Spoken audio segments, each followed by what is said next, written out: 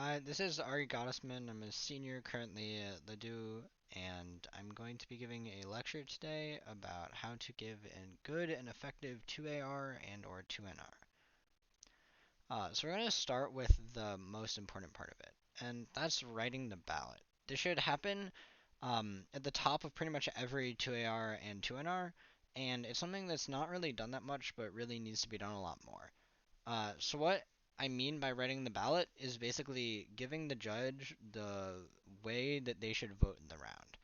Um, you can think of this as like trying to answer the question of like what is the most important thing in the round, and giving this judge something to go off of when they go to actually vote.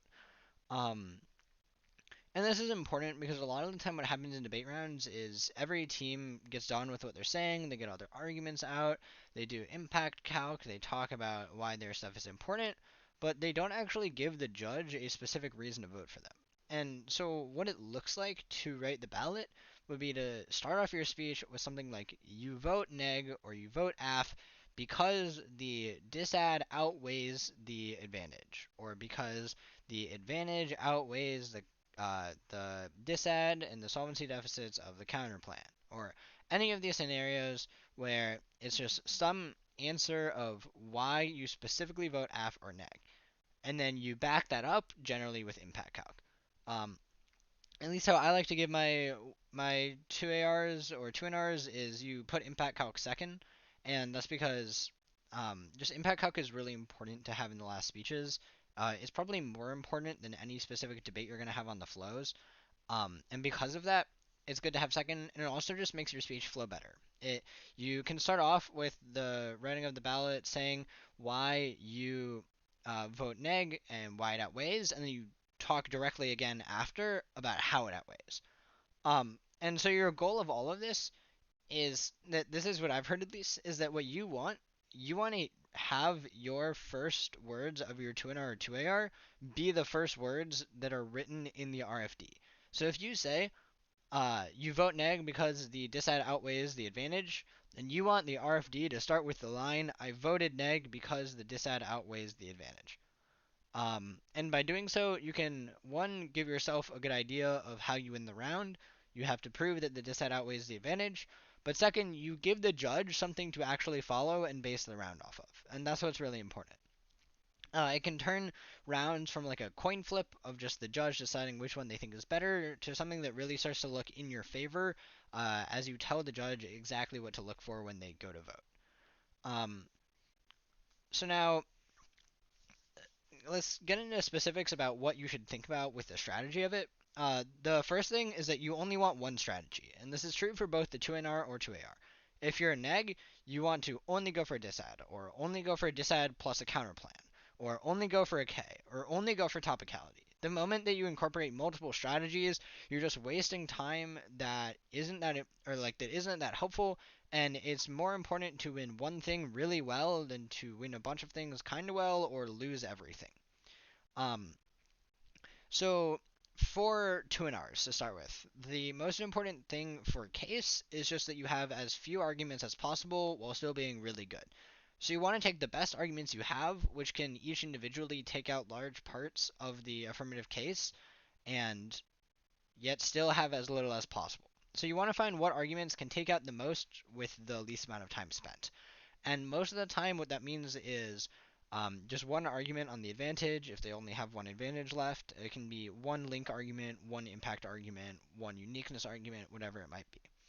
Um, but the important thing is you just be efficient because you don't have a lot of time in this speech. It's the 2NR is probably the most time pressed speech of any speech in the round.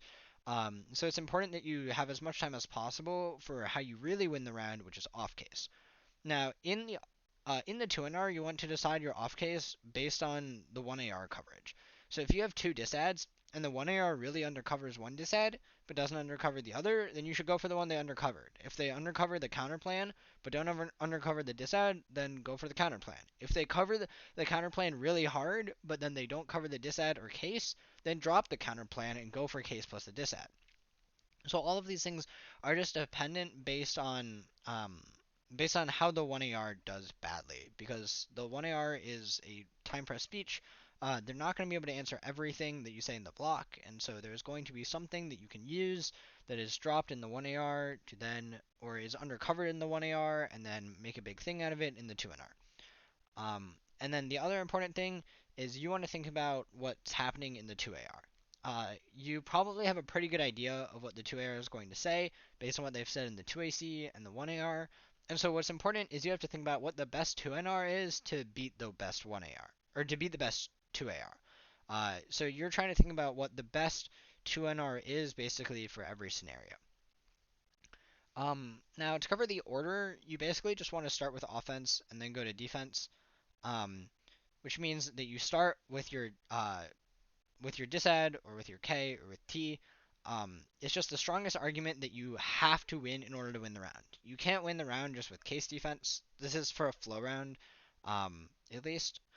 For lay rounds, it can be slightly different. Case is more important in lay rounds, but most of the other stuff stays the same, where you should really only go for one strategy, and you should still try to write the ballot because that's still going to be just as important for a lay judge. In fact, sometimes it can even be more important because they don't come into the round with an idea of how they want to vote.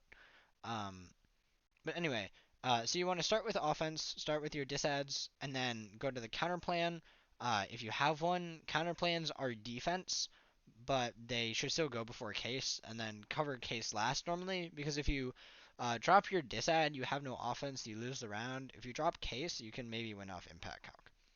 Um, Now, again, you want to start just with impact calc even before you really get into the line by line of your offense. Impact calc is really important, talking about why your disad is more important than their advantage. Um, and then after you're done with impact calc, then you can get into the line by line. And then in the line by line, it's pretty much the same as other speeches. The important thing is you just say what your argument is, and then you give reasons why they're wrong, and make sure you have warrants. Same thing with case, but what you should specifically cover in your case is why the defense affects the rest of the advantage. So if you take out the link, then you need to give an explanation as to why taking out the link means they don't get their impact. Um, just don't you don't want to make the judge do the work for you. You want to do the work. That's the best chance you have of winning the round. And so for the 2AR, a lot of it's the same. Um, you generally want to go for one advantage. Again, you only want to go for one strategy and then answer the neg. You want to start with case and then go to their defense, their off case defense, whether it be counter plan or a K, and then you go for the disad. So disad's last, just like in the 2NR where it's case last. You always cover your arguments first. Um, Generally, what you want to do in the 2AR is, again, have as little as possible that you don't need. You want to think about what gives you the best chance of winning the round and only go for that.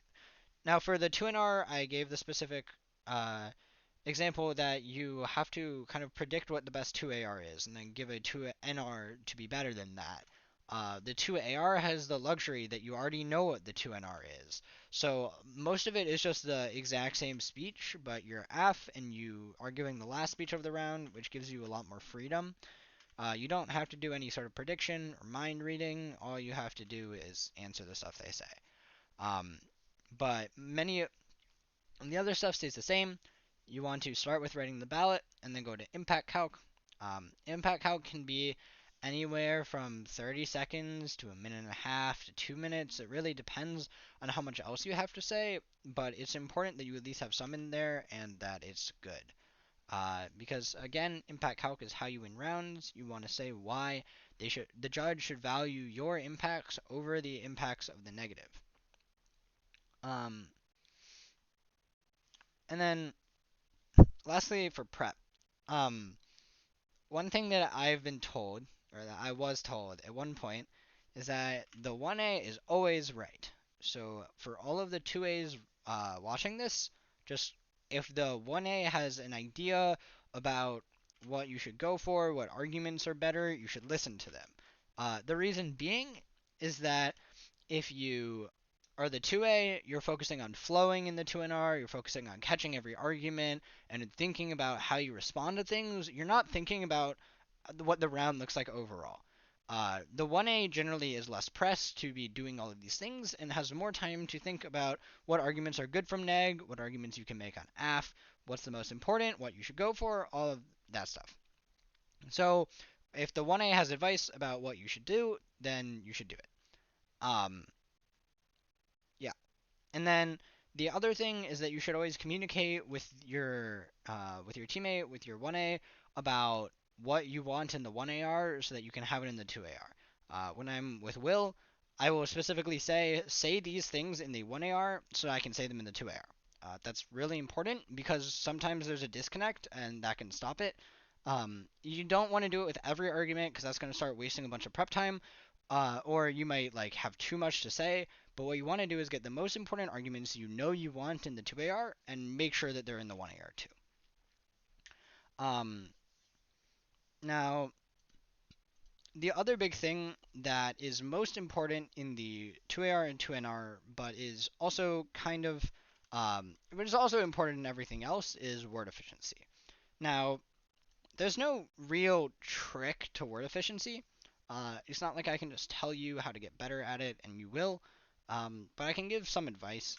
And I think this is very important, especially for 2ARs and 2NRs and 1ARs, because what originally felt like really time pressed speeches where you always run out of time, you can never get to every argument, can suddenly turn into you having a lot of time for impact calc and for writing the ballot and for making sure that your arguments actually make sense instead of just going on the line by line. And that mostly comes from the fact that people are generally really inefficient when giving speeches. Um, so the first advice specifically for flow rounds, I would not do this in a late round, is you should always summarize your opponent's argument in 3 words or less. So, um, like a good example of this would be like they say that mandatory minimums cause. This will be like 4 words, but that's because mandatory minimums is 2. But like mandatory minimums cause I'm forgetting the word, cause like incarceration, and then that's all you say. You don't need to give a 20-second explanation of what their argument is because they already did it. And so you don't need to spend your time explaining their argument. That's their job. You just take it and then you explain your argument. And for flow judges specifically, they will be able to follow this. For lay judges, I would not recommend this because they will probably want more of an explanation in order to keep track of the round. Next thing is avoid word inefficiencies. As you just heard me say, you don't want to say It's just useless. It slows down your speeches. Um, and you generally want to avoid having to like have pauses between stuff and having to think. And so like what I'm doing right now, for example, would be really bad in a speech because I'm just taking a lot of time to say something that I can say much quicker. Um, and so when you have these speeches where you already have everything written out, you already have your line by line to cover, you don't want to be wasting time with words like, probably, assuredly, actually, always, stuff like that is most of the time not useful in any way, and you want to avoid it if possible. Now, that doesn't mean that you just should pause a speech whenever you are about to say and then just wait until you can think of what you're saying. What it means is that you should work whenever you notice that you're saying or saying like or saying probably. You should work towards trying to reduce the amount that you say it in the future. And a way you can do this, which is a really good drill, is just record your speeches. Now, that doesn't seem daunting at first, but what the actual drill becomes is then listening to your speech and transcribing the entire thing.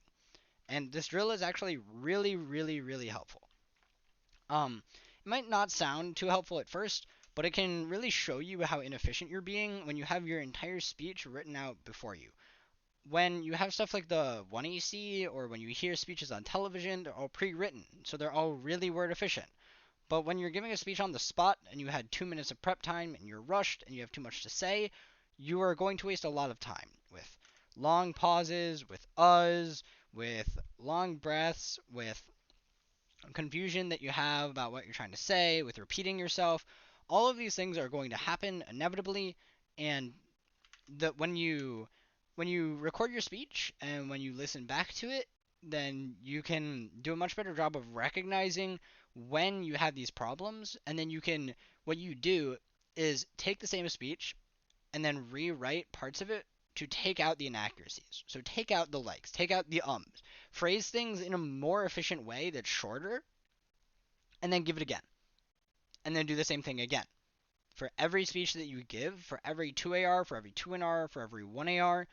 And what this will do is it'll start to make it so that you have these ideas of how to word things more efficiently, not only after you give the speech and after you look at it again, but when you're actually talking.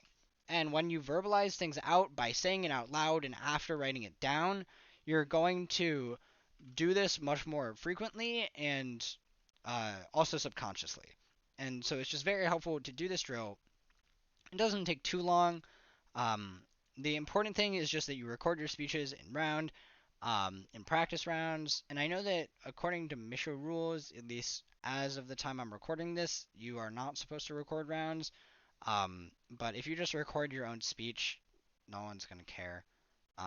Just do the 1, 2NR, 2AR, and it's very helpful for improving. And the last thing um, is just that you should not make fun of the other team. And people are going to be sad to hear this because we all like doing it. And I don't mean like making fun of them personally, but stuff like they dropped everything. Uh, they handled this badly. While we like at least a lot of people I know, including me, like to say stuff like that. It's not an argument. It's not actually helpful in any way, and it's just a waste of time. And as fun as it can be, um, it's it's just not worth having in your speech. Um, and so yeah, it's just not worth putting that stuff in your speech unless you really think that you can make some joke out of it and be really funny. Um, if you can derive some sort of humor from making fun of something that the opponent said or something like that, and you have a judge that like knows you and knows that you're not a terrible person and then it's just a joke, then go for it. But if you don't think that it's really gonna land 100% of the time, it's just a waste of time. And so word efficiency is important because as I talked about with the 2AR and with the 2NR, there's a lot of stuff you have to say. You have to do impact calc, right? The ballot, go through line by line. A lot of the time you want a conclusion. You want to be able to spend a lot of time on your own arguments. You need to make sure that you answer the disad or the counterplan or the case arguments that your opponents make. If it's something like a K, there's framework, there's the link, there's the alt, there's the perm, there's solvency, there's the impact, right? Like there are all of these things. There's a lot to cover in 2ARs and 2NRs. You have to make the round into something condensed that is votable on. And that's really hard to do if only half the words you say have any meaning whatsoever. If you think about giving a 2AR with 2.5 minutes, that sounds really difficult, and it's probably close to impossible for a lot of people and a lot of rounds that we have. But the thing is, what you'll realize if you write out your speech and if you do the drill is that that's probably already what you're doing. You're putting this constraint on yourself by not having good word efficiency, and you can change that by practicing it and by actually paying attention. Because a lot of people just don't think about it, don't pay attention to their word efficiency, and never improve at it. And by starting to pay attention to it and starting to actively work to improve it, you're going to notice a lot of improvement and a lot more free time in your speeches. I think that pretty much sums up how to give a good 2AR and a good 2NR. And if you have any questions, just ask probably any of the varsity. They'll all be able to answer them. So yeah.